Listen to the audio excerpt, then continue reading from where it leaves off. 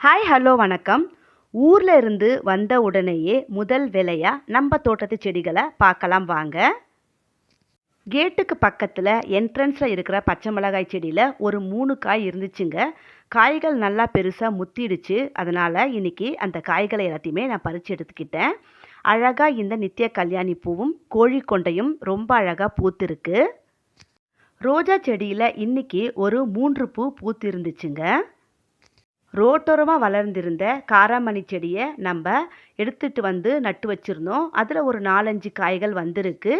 ஒரு காய் ரொம்பவே காஞ்சி விதைக்காக ரெடியாகவே இருக்குங்க.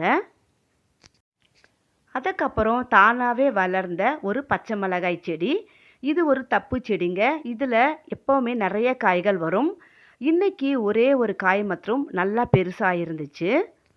பார்க்குறதுக்கு அது அப்படியே பஜ்ஜி மிளகாய் போலவே இருந்துச்சுங்க. இன்னும் நிறைய பூக்கள் இருக்கு. மழைக்கு கொஞ்சம் அந்த செடி அப்படியே சாய்ஞ்ச மாதிரி இருக்குங்க. இந்த நித்தியமல்லி கொடியை நம்ம ஒரு கயிறு போட்டு மாடிக்கு ஏற்றி விட்டிருந்தோம்.